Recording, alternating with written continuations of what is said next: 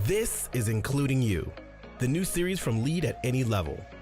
Including You features stories from chief diversity officers and other executives who are creating inclusive cultures in their organizations. Our goal is to show what's working in companies just like yours, to give you the tools you need to keep pushing for progress in your own workplace. We want to create belonging and opportunity for everyone, including you. And now here's your host, Amy C. Waninger.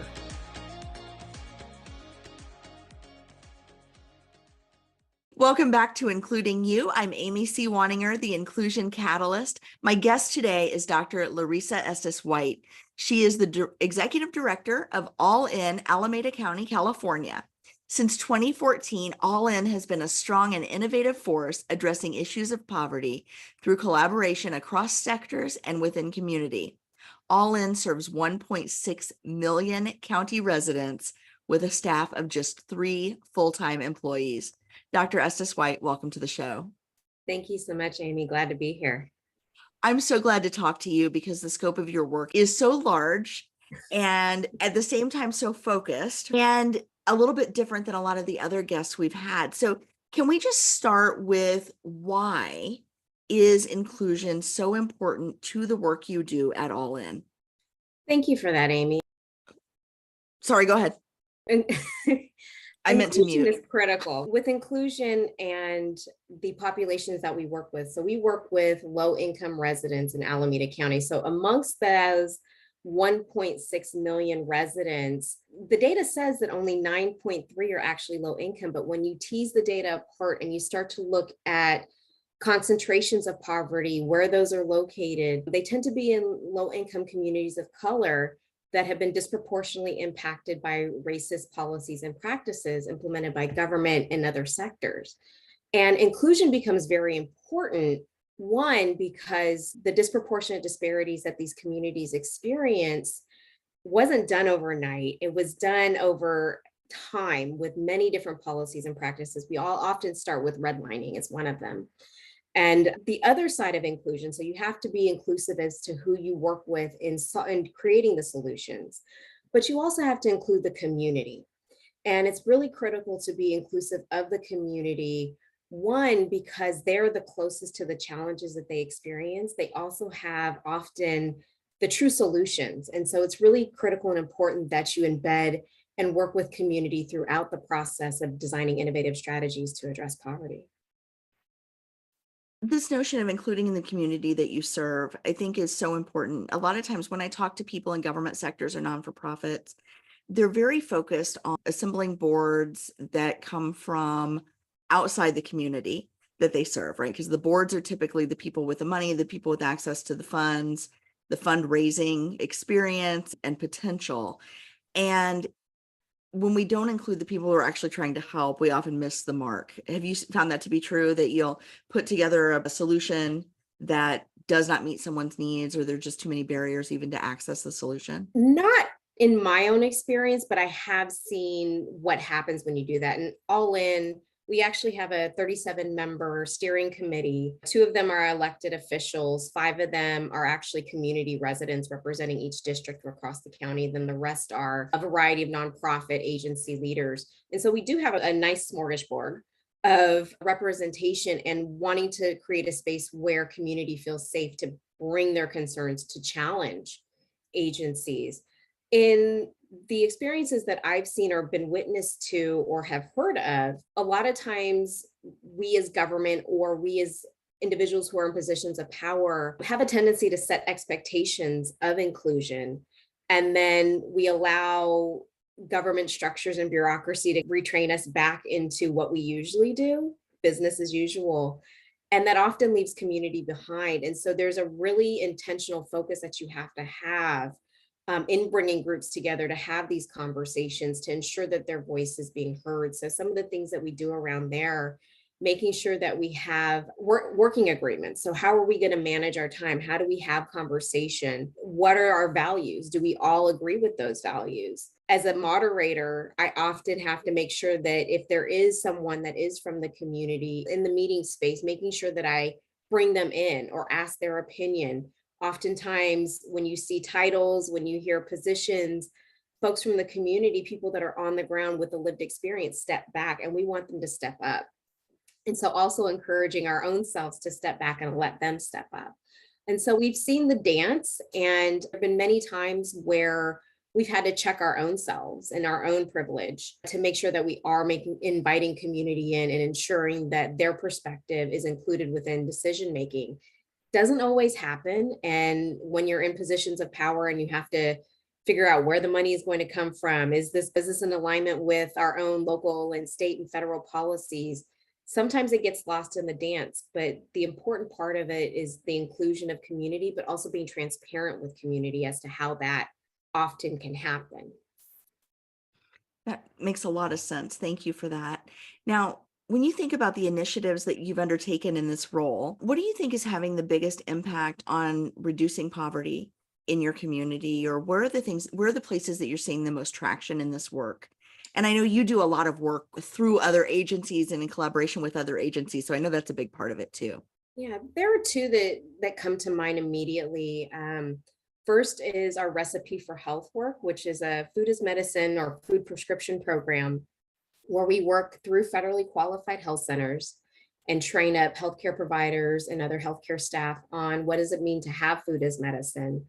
We work with a local farm to grow nutritious, locally sourced food, and then we work with a nonprofit that provides behavioral health and behavioral supports and teaching people how to be more physically active, how to reduce stress, how to engage with others, how to eat better.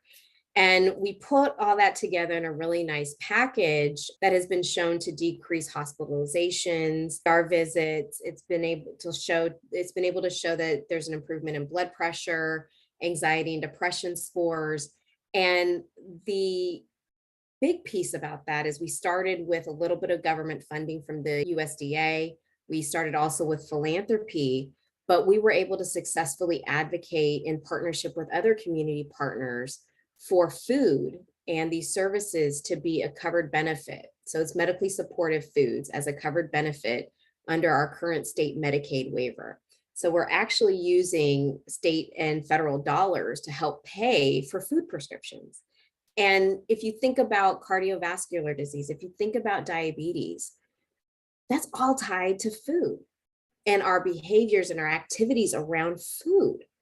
And if healthy food is the solution, then it should be part of how we treat people.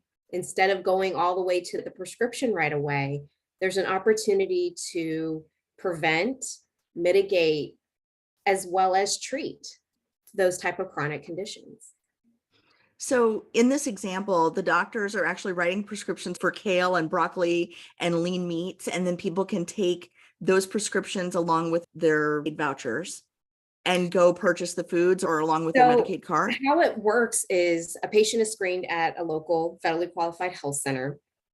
They are given a food prescription and connected in with basically the farm. And what the farm does is they put together either a bag of groceries or almost like a CSA box full of fresh produce. And that is delivered to the patient's doorstep weekly for up to 12 weeks. And that was a pivot we had to make because we started this in the middle of the pandemic. Initially, we had farm stands or what we called food pharmacies set up in the clinic waiting rooms.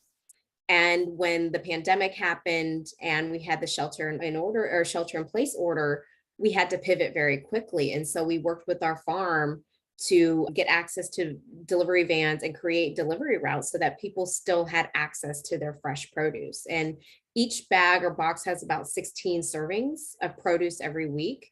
And then if further prescribed to join the behavioral health side of this, where they're learning how to be connected, self-regulate or co-regulate, eat better, and be more physically active, they're doing that over Zoom. Previously, they were actually doing it on site at the clinic.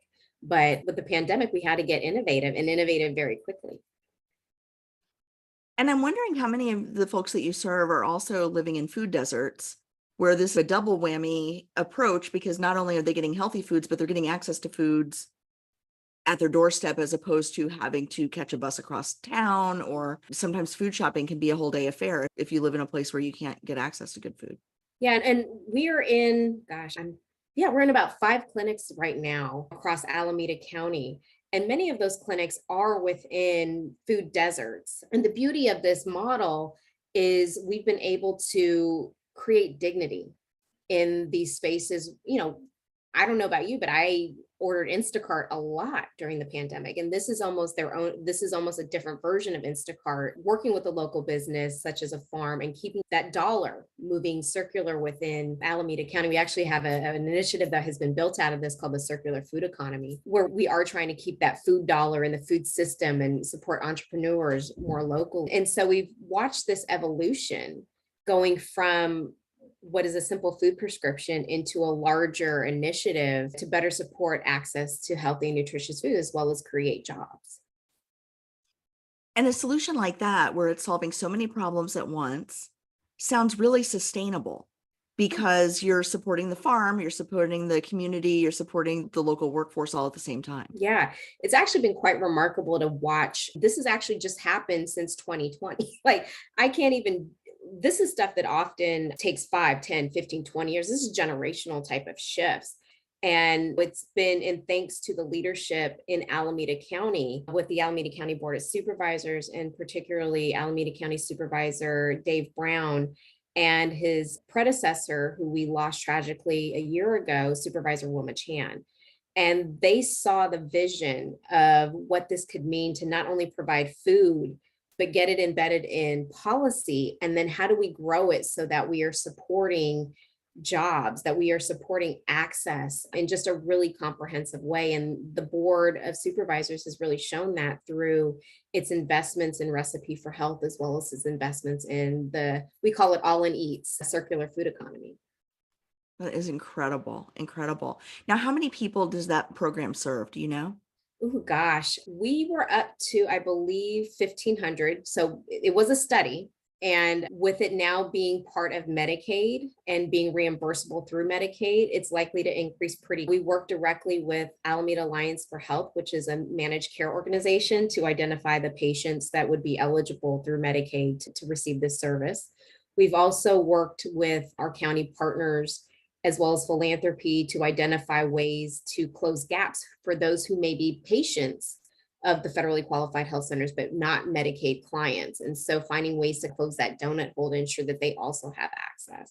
So it really was an all hands on deck opportunity to work across sectors to solve several problems and create really innovative solutions. And do you see this as having a scalability to the rest of the community that needs it? Absolutely. I think it's just the first stop. We've had conversations with other health plans across the region. I know that there's been interest, and we've seen it in other areas of the country. And actually, this work led to a recent White House conference on hunger and nutrition just a few weeks ago. And it was the efforts of Representative McGovern out of Massachusetts, which a lot of this food as medicine work grew out of, to have that conference. And since they've had that conference, they anticipate a lot of legislation and policy opportunities to support food as medicine, nutrition, and addressing issues around hunger. So that there's a bigger nut to crack here in how we increase access to food and actually improve health and well-being, and moving it from prescriptions. And believe me, prescriptions are needed, they're important, but how do we move it upstream and really address issues up front? That's amazing. And I know you said you had two initiatives you wanted to share with us. I can't wait to hear what's next, because this is really pioneering work you're doing. I think it's incredible. Yeah. And you have to do it in concert with others, and you have to do it across sectors. So the second one is looking at guaranteed income. And I've supported really in the background, but looking at guaranteed income pilots and how they work and how they can be beneficial. And what does it mean to get an extra $1,000? For many of us in privilege, that would be great to have an extra $1,000. But for those who are low income, that extra $1,000 could be rent, it could be utilities, it could actually allow them to start developing savings. And one of the initiatives that I mentioned, Alameda County Supervisor Dave Brown has also spearheaded, is guaranteed income for foster youth. So we are intentionally as a county looking at foster youth transitioning out of the foster care system for, I believe it's either 18 to 24 months, providing a $1,000 stipend. And in the Bay Area, $1,000 does not go very far. But in providing those funds, looking to see additional wraparound services and supports, looking to see what are those outcomes that better support them in their transition into adulthood and out of like a system that has been there for them for a good time, a percentage of their lives. And we've seen the data from the Stockton pilot with Mayor Tubbs, and the state itself has invested in guaranteed income by establishing a pilot for foster youth as well as for pregnant women. And so we actually have a community of practice in the state of California, really looking at how does this extra money, just a little bit of extra money per month, really help transform lives of those who may not have boots or straps. We're all expected to bootstrap it. And unfortunately, the inequity caused by racist policies and practices have taken those benefits away from folks.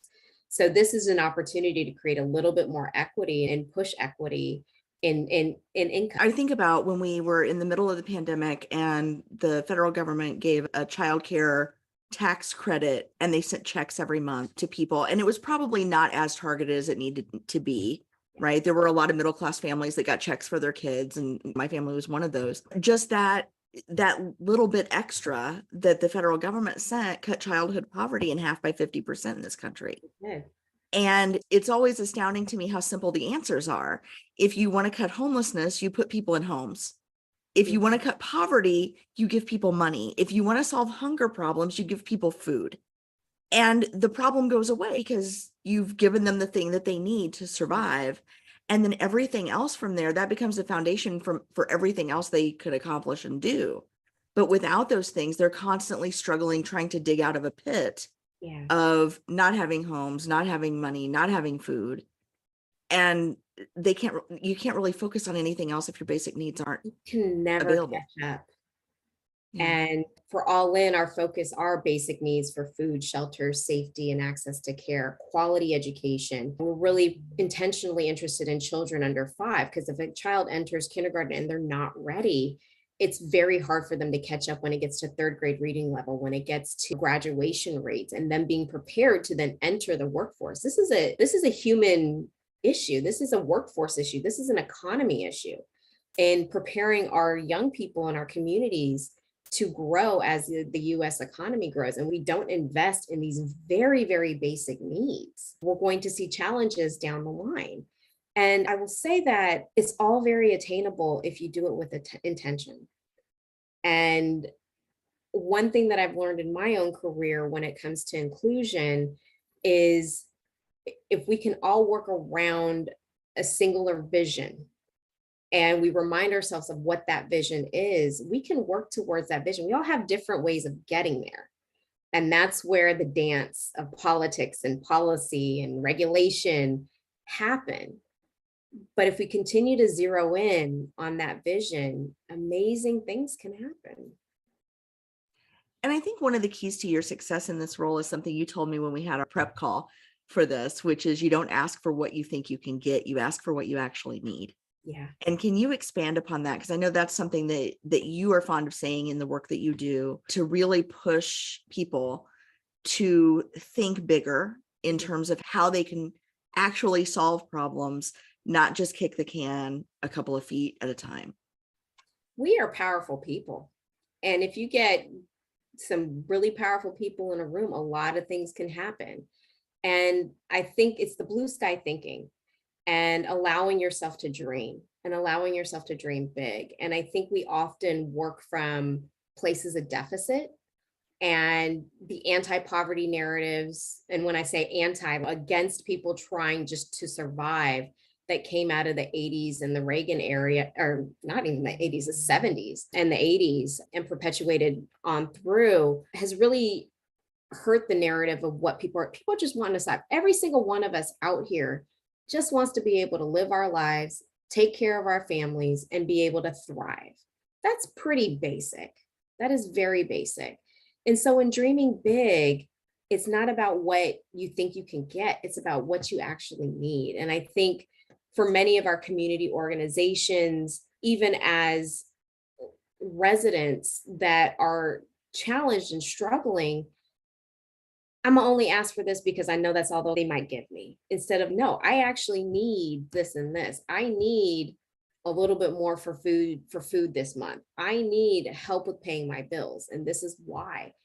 You got to be able to articulate it, and that's where it's important to be advocates, and that's where our community organizations really do come into play in being able to translate the needs of the community to larger, powerful bureaucratic institutions. But when we all come together and we actually lead with listening first, that is where the power lies, in really listening and intentionally understanding what people need, not what you can and cannot do, but really what do people need and how do we work to get that and meet that need? Not, this says I can't do this says I can't do that. We always go back to the can't. And I encourage people to think about can. You are such a great example of that in the work that you do. I appreciate it so much. What is next for you? What's the next initiative? What are you looking for in the future in terms of milestones or issues that you want to address? Yeah, so what's beautiful about the work of All In is we're really an incubation hub. We have 3 staff and we're not meant to carry a project long term. And we were actually a larger group. And because of our success of our Recipe for Health work, as well as some youth homelessness work, those programs actually graduated into more operational agencies where they could be sustained long term.